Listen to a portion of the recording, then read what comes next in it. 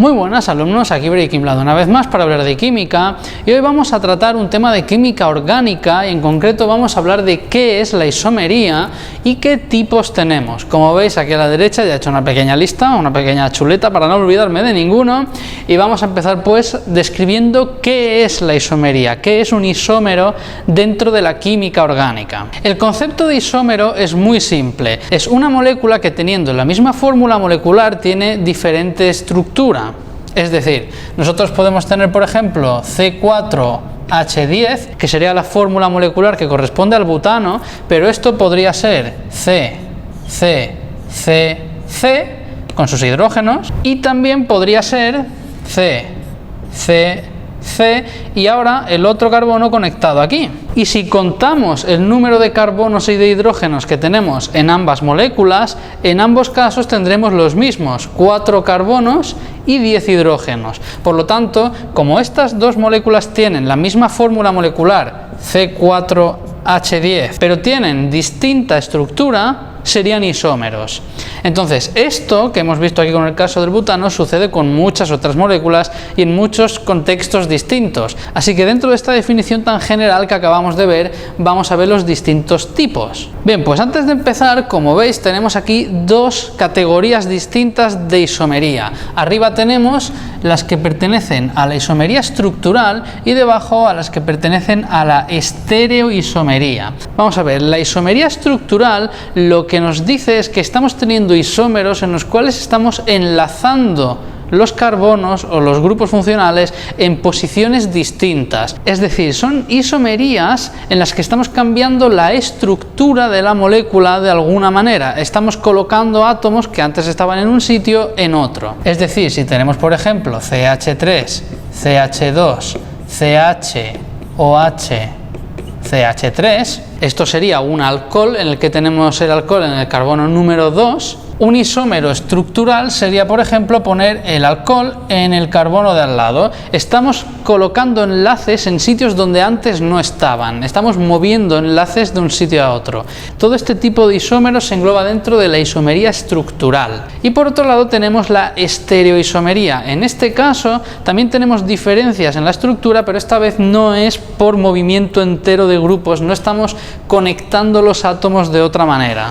Un ejemplo sería este alqueno, donde aquí tenemos este CH3 conectado a este carbono conectado a este CH3, pero también podríamos tener lo siguiente, que sería este CH3 conectado aquí debajo. Entonces, en este caso, como se puede ver, los dos carbonos siguen conectados a los mismos elementos y no ha habido ningún cambio en enlaces. Es decir, este carbono sigue conectado a este carbono sigue conectado a este y no ha cambiado nada. Sin embargo, la estructura es diferente porque la posición de estos grupos sí que ha cambiado en comparación con lo que era antes. Así que esto es lo que se conoce como estereoisomería. Y de ahí dentro, pues como veis, también tenemos dos subtipos.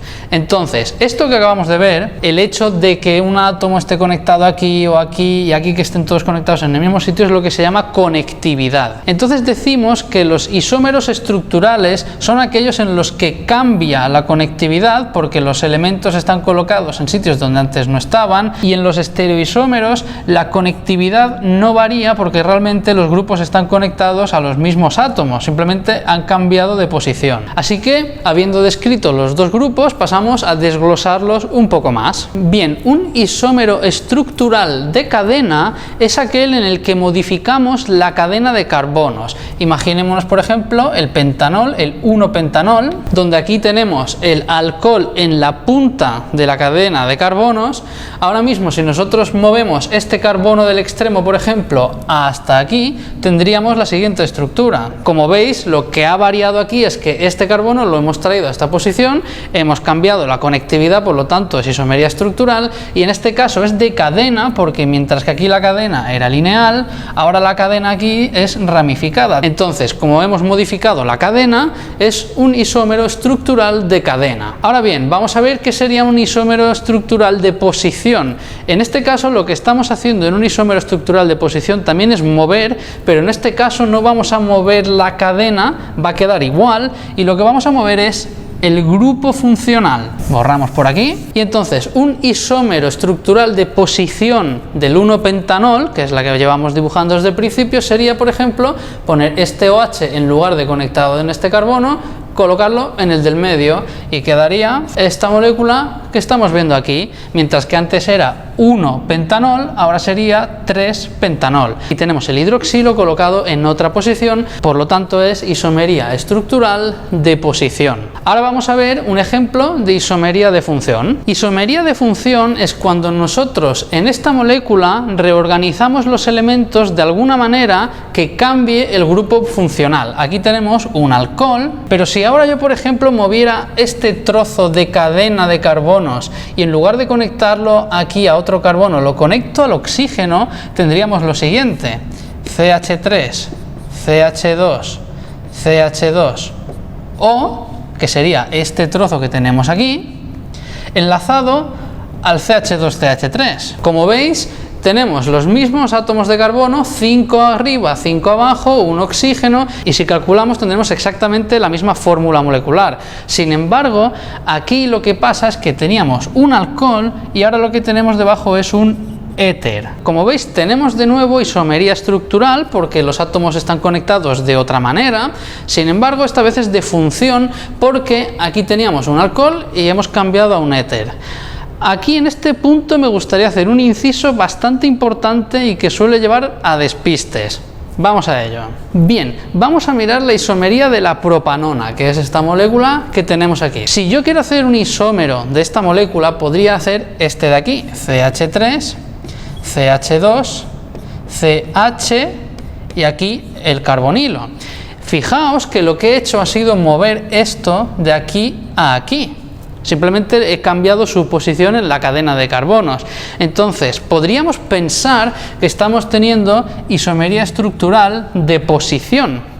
Pero esto no es así, porque cuando movemos carbonilos a un extremo, estamos cambiando el grupo funcional. Esto aquí es una cetona y esto aquí debajo es un aldehído. Por lo que cuando movemos un carbonilo a una punta de la cadena, estamos cambiando también de grupo funcional y entonces es isomería estructural de función. Ojo con esto, ¿vale? Si al mover el carbonilo lo seguimos dejando dentro de la cadena, que no esté en una punta, entonces seguirá siendo una cetona y no estaremos cambiando el grupo funcional y será de posición. Pero en el momento en el que lo llevamos a un extremo, estamos cambiando de cetona a aldehído. Entonces hay que tener en cuenta que es un cambio de función. Bien, pasamos pues ahora a la estereoisomería. Y en el tema de la estereoisomería os voy a presentar lo que son los dos conceptos, la isomería geométrica y la isomería óptica, para que veáis la principal diferencia. Sin embargo, para la isomería óptica os voy a dejar que veáis el vídeo en el cual hablamos de la quiralidad como concepto. En ese vídeo hablo de la isomería óptica de una manera bastante más profunda, se puede entender muchísimo mejor, y para no alargar este vídeo, pues si os interesa saber más, tenéis este. Entonces, como hemos visto, en la estereoisomería vamos a hacer isómeros sin cambiar los elementos de posición. Entonces, vamos a ver lo que sucede, como el caso que vimos antes. En este caso tenemos un estereoisómero en el cual tenemos los metilos de este doble enlace, este CH3 y este CH3, hacia el mismo sentido, y si colocamos esto, aquí tendríamos los metilos colocados en posiciones opuestas, de modo que estos dos, como os podéis imaginar, tienen la misma fórmula molecular porque son los mismos elementos colocados exactamente en la misma posición pero dadas la vuelta. Entonces son estereoisómeros, y en este caso estaríamos hablando de estereoisomería geométrica, que en resumen la estereoisomería geométrica podremos aplicarla cuando tengamos dobles enlaces, ¿de acuerdo? Cuando tengamos dobles enlaces. En este caso tendremos dos opciones, o que los grupos queden hacia el mismo lado o que los grupos queden en posiciones opuestas, no hay más. Pero para que se pueda dar este tipo de estereoisomería va a ser importante una cosa, y es que en ambos lados, tanto en este lado como en este otro, los dos grupos tienen que ser diferentes entre ellos. Si aquí tenemos dos metilos, no va a tener sentido hablar de isomería geométrica porque es lo mismo que tengamos este hacia arriba o hacia abajo. Para que se dé isomería geométrica vamos a tener que tener aquí un grupo y aquí otro grupo diferente, y aquí vamos a tener que tener un grupo y aquí otro grupo diferente. Da igual si entre un lado y otro son iguales o no. Lo importante es que en cada lado los dos grupos tienen que ser distintos, y siempre y cuando se cumpla esto podremos tener distintos isómeros geométricos. Y como digo, debe de ser en los dos lados, no vale que en un lado sean distintos y en el otro sean iguales. Si los dos son diferentes, podremos tener isomería geométrica en los dobles enlaces.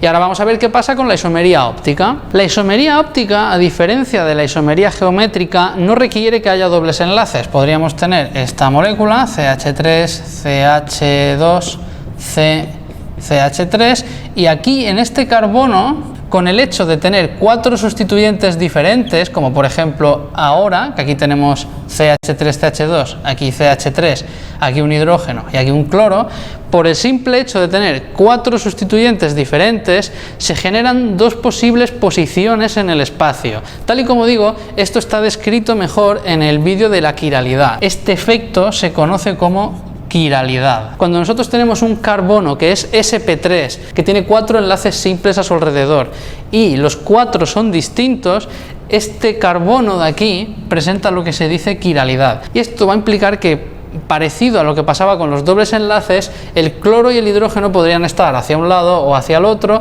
y tendrían propiedades ópticas distintas. Químicamente la molécula se comporta igual, pero tienen propiedades ópticas diferentes que hacen que sean moléculas técnicamente diferentes. Así que, tal y como digo, no quiero darle muchas más vueltas a esto. Tenemos un vídeo aparte en el cual entramos más en profundidad en este tema, pero la clave, lo que sí me gustaría dejar claro en este vídeo, es que tenemos dos tipos de estereoisomería: la geométrica, que implica dobles enlaces con dos sustituyentes distintos en cada lado, y la óptica, que implica carbonos sp3 con 4 enlaces simples y 4 sustituyentes diferentes. Si esto sucede, 4 sustituyentes diferentes aquí y los sustituyentes distintos en cada elemento de cada carbono de un doble enlace, entonces presentaremos isomería óptica y geométrica respectivamente, que se engloban dentro de la estereoisomería. Así que nada, vamos a dejar esto por aquí. Yo espero que los conceptos hayan quedado claros. Si tenéis cualquier duda, ya sabéis, como siempre, podéis ponérmela en comentarios o preguntarme a través de Twitter o Facebook. Nos vemos en el próximo vídeo y a disfrutar de la ciencia en su máximo esplendor.